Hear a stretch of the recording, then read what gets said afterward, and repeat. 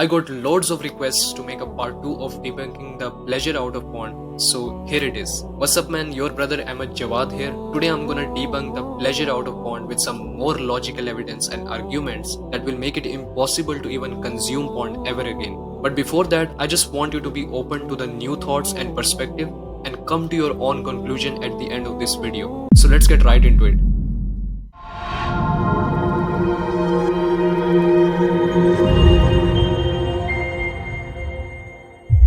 So first, there is a study done back then where two drugs, Ritalin and cocaine, were considered to be the same pharmacological drugs.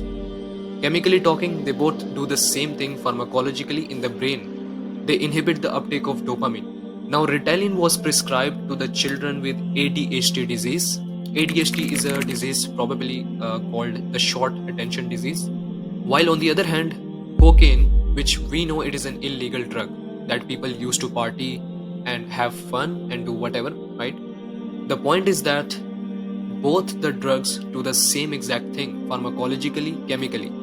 Yet one drug we are giving to the kids while the other crackheads are smoking it on the street in the form of crack cocaine. So the question comes is, why the hell the same drug Ritalin, which is pharmacologically extremely similar to cocaine, why it is being given to the kids?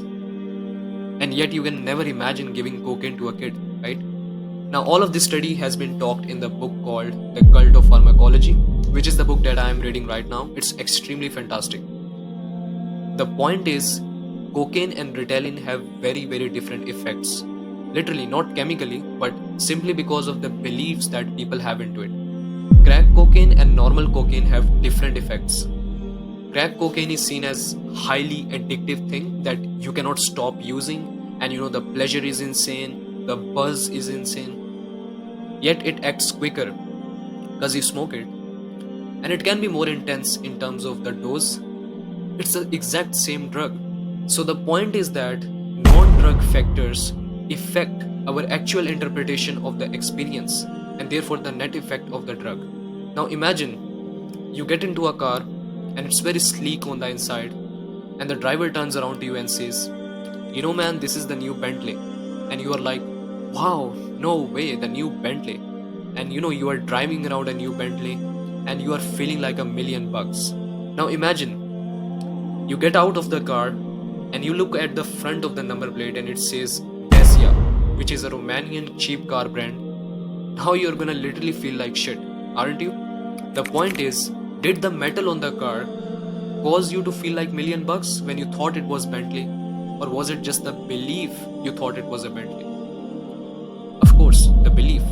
So the idea is, if this can happen with things like brands, say like car brands or clothing brands or in general anything, okay? It can happen with drugs too. So how does this relates to PMO? Now with PMO, we have the drug factor, the thing that you cannot control, masturbation, right? You cannot control the sensation of masturbation. It doesn't matter how mindful you are gonna feel the buzz of masturbation physically. The same thing is true with alcohol. It doesn't matter if someone's mindful, if someone's beliefs change, if you feed them a lot of alcohol, they're gonna feel drunk. If you give them heroin, the same exact story. If you give them cocaine, the same exact story. However, people respond to that physical buzz in absolutely different ways. When one person starts masturbating, they might feel as though they are compelled to turn on porn and get the porno up on the phone or the computer. Now, does masturbation cause any of that? No. Physically, it doesn't cause that. That's simply your interpretation. In the same way that kids who are taking Ritalin, they would just experience a bit more focus. Similarly, let's say if I was walking around in a suit, I'm gonna feel a lot more different than if I'm walking around in my muddy old-fashioned ripped pants, right? That's not physical, is it? That's mental. You get my point? The point is, with PMO, you have non-drug factors, because with porn, it's just a lifeless video. There's no actual drug effect with porn. Anything to do with porn is completely mental. And this is a test that I am recommending to people, is that just try watching porn completely mindfully. And you will find that there is no physical effect, there is no arousal effect if you are completely mindful. There won't be any effect. What I'm trying to say is that there's no physical effect to porn. When you feel physically aroused by porn, that's simply you interpreting it that way. That's you doing it. And this is great news because it's you that's doing it. It's you that's actually interpreting it. If, on the other hand, you believe that the pleasure of porn is due to pornography, regardless of your mindset, it's gonna be this incredible pleasure no matter what. This incredible mental pleasure. If you believe that, you have now created a perception of porn that is false, because we know that if you mindfully watch porn, you won't experience these effects. So they are not objective. You're gonna highly desire it. For example, let's say the gym. If you are lifting heavy weights, you know that when you feel that burn, it feels good. Because in your head, you are knowing that, I'm stimulating my muscle, and after I finish with the gym, I'm gonna go and eat some proteins. And when I go to sleep, my body is gonna build bigger and stronger. And I would love that. So when you feel that burn, mentally you are feeling the satisfaction at the same time, which is the reason why you like going to gym. Now, if we compare that to a 400 pounds fat guy who's in the gym, those New Year Eves like, oh, I'm gonna start the gym. Now, New Year's Day comes around and he's at the gym, he's grinding out, and it's just that every single rep that he does, it feels painful to him. If you see, same gym, same physical burn, exact same physical burn, different interpretation, different emotion, right? So with porn, realize that there is no objective pleasure in it. Then you might be like, well, if there's pleasure in porn, if I believe there is, if I have this placebo effect going on, then why wouldn't I choose that? Why wouldn't I choose that free pleasure? Because it's not cost free. Don't frame it as a cost, frame it as benefits of abstinence. Meaning that instead of thinking, oh, I'm not gonna indulge in porn in this active placebo effect because of the costs of porn, think about it like there's no objective pleasure in porn. And if I don't want to indulge in the subjective pleasure in porn, then from my perspective, there is no pleasure in porn. So going back to our offer previously, if someone comes to you saying pleasure, but you cannot have access to the reality that it is non-porn which has all these benefits, or no pleasure and you can have access to these benefits of not watching porn, and now it's a different story. Now you might want to choose the second option, right? Okay, I'm gonna view porn as not pleasurable, okay? I'm gonna fail to see the active placebo in porn. I'm gonna realize that I can have active placebo in anything, i.e. the gym, i.e. walking in the nature. Like I still remember when I was a kid, I literally hated walking in nature. But now as I grown up, now I love walking in nature. It literally feels good. Now you see, change in mind, okay? It's natural, right? And maybe when you were younger, you watched cartoons. You don't watch cartoons anymore.